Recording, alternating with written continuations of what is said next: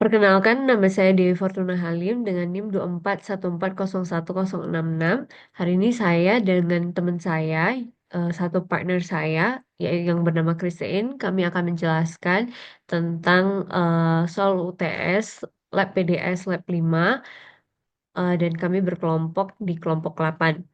Untuk soal pertama, jelaskan isi dataset secara singkat dan berikan dua contoh kegunaan analisisnya. Jawabannya adalah dataset ini berisi data lalu lintas harian dari website aktif yang termasuk dalam jumlah page views, pengeluaran iklan, dan juga info harian tentang hari libur atau weekend. Jadi data yang dikumpulkan dalam waktu lama itu berguna untuk membantu analisis perilaku pengguna. Nah, contoh penggunaannya ada dua, yaitu satu, untuk memprediksi jumlah kunjungan berdasarkan pola waktu dan juga yang kedua adalah evaluasi efektivitas iklan terhadap traffic harian. Nah, untuk soal yang kedua, yaitu menjelaskan fungsi setiap kolom dalam dataset secara singkat. Nah, yang pertama adalah unnamed.20 itu berfungsi sebagai nomor baris pada file dan tidak berguna untuk analisis. Selanjutnya ada timestamp, itu berguna sebagai tanggal pencatatan data. Selanjutnya ada page views, berguna sebagai jumlah halaman yang dapat dilihat pengguna. Lalu ad spend sebagai biaya iklan yang dikeluarkan pada hari itu. Dan juga is weekend yang menunjukkan apakah hari itu adalah hari weekend atau tidak. Nah, kalau day of week itu adalah nama hari, contohnya Senin, Selasa, Rabu, dan sebagainya. Lalu is holiday, apakah menandakan apakah hari itu adalah hari libur nasional atau tidak?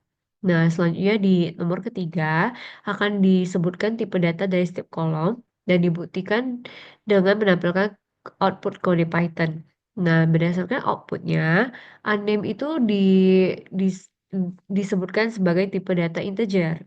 Selanjutnya timestamp sebagai objek, page view sebagai floating point, span juga sebagai floating point, lalu is weekend sebagai boolean, dan data day of week sebagai objek, dan is holiday sebagai boolean.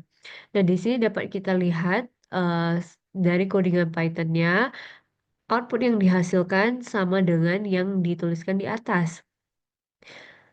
Lalu untuk yang nomor 4, apa sih tujuan dari kolom unnamed dan apakah menurut aku kolom itu perlu dihapus atau tidak dan berikan alasanku. Nah, tujuan dari kolom unnamed itu hanya sebagai indeks bawaan dari file CSV dan tidak ada berisi informasi penting. Jadi menurut saya sebaiknya dihapus kalau misalnya memang user ingin menghemat atau meringkas data.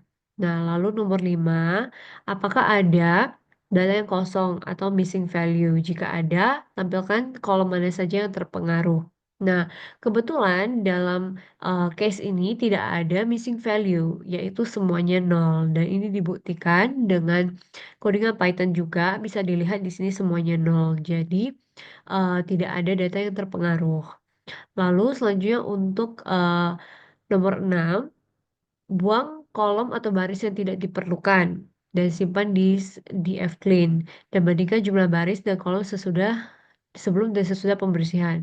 Nah, dari codingan ini kita bisa simpulkan bahwasanya ada ada baris atau kolom yang tidak diperlukan karena hasil dari outputnya yaitu adalah 1096,7 sebelumnya dan sesudah 1096,6. Oleh karena itu, berdasarkan pembandingan ini dapat disimpulkan ada kolom atau baris yang tidak diperlukan. Perkenalkan, saya Krisdayanti Akadia Rich Habaki Purba dengan NIM 2414011012. Saya satu kelompok dengan Dewi Fortuna Halim dari kelompok 8 PDS 5. Saya akan menjelaskan soal nomor 7 sampai 9. Ini adalah jawaban untuk soal nomor 7. Dikarenakan kolom angka hanya dua, yaitu ad spend dan page views, maka perhitungan ini akan dilakukan pada kolom itu aja. Kemudian pertama-tama di sini memindahkan data dari dataset per kolomnya ke variabel data ini agar dapat mudah dipanggil untuk fungsi-fungsi perhitungannya seperti berikut. Untuk menghitung mean, gunakan data.mean. Untuk menghitung median, data.median, begitu seterusnya. Ini adalah hasil dari perhitungannya. Untuk ad spend rata-ratanya adalah 249, medianya 240, modusnya 113, standar deviasinya 73, variansinya 5337, dan interquartile range-nya 62. Kemudian statistik untuk page views-nya ada di pertama rata-rata 1553, medianya 1562, modusnya 867, standar deviasinya 277, variansnya 76.808, kemudian interquartile range-nya 395. Untuk jawaban nomor 8, kolom kategori unik yang ada yaitu 2, yang terdiri dari kategori weekend dan holiday.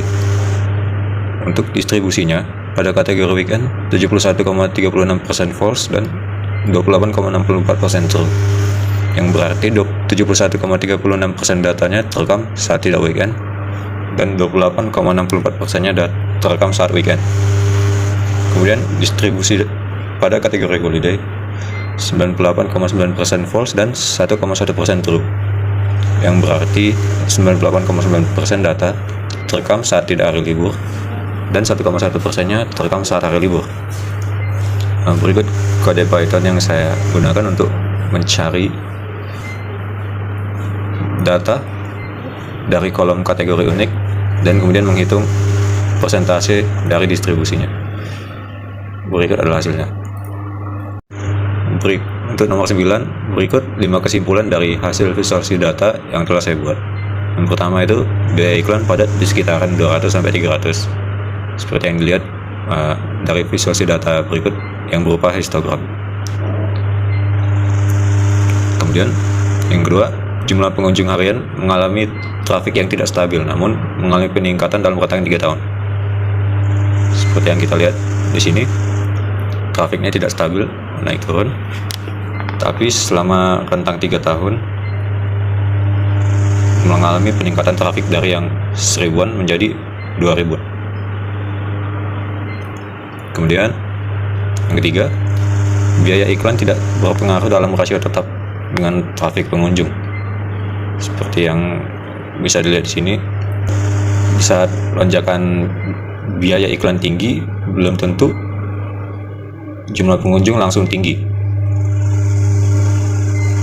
Kemudian yang keempat, biaya iklan didistribusi secara acak, seperti yang kita lihat di sini. Terdapat lonjakan tinggi secara acak di beberapa waktu, tidak menetap.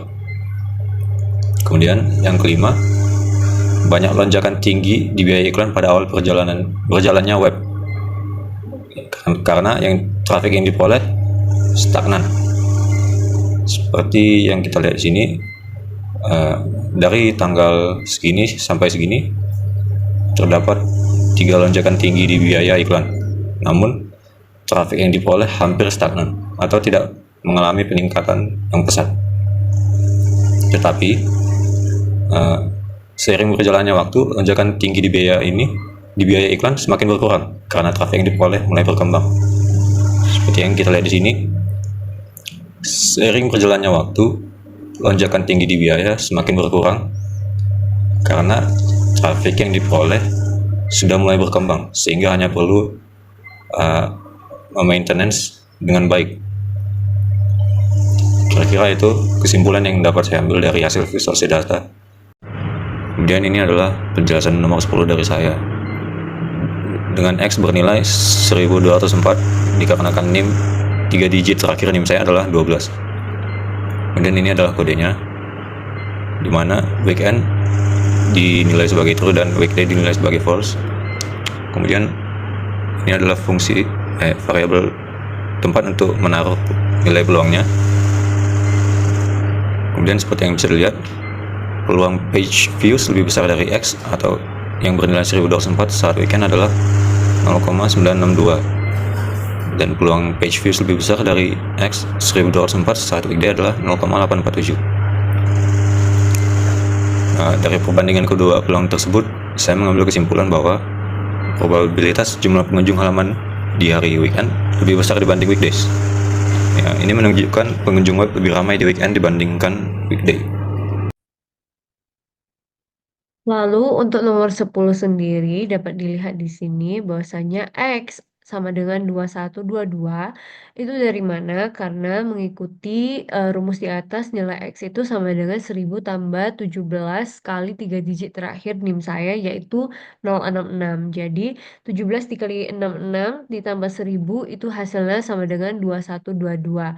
Lalu selanjutnya ini mendeklarasikan bahwasanya weekend itu true dan weekday itu false. Lalu selanjutnya ada peluang dan juga selanjutnya menghitung peluangnya. Lalu di sini dapat kita lihat di output yaitu peluang untuk page views lebih besar dari 2122 saat akhir pekan itu ada sebesar 1,91% dan juga di hari biasa ada sebesar 1,41%. Lalu dari hasil ini kita bisa simpulkan bahwasanya peluang page views akan lebih tinggi dibandingkan di hari biasa peluang page views akan lebih tinggi dan jauh lebih besar di akhir pekan daripada di hari biasa. Sekian dari saya dan terima kasih.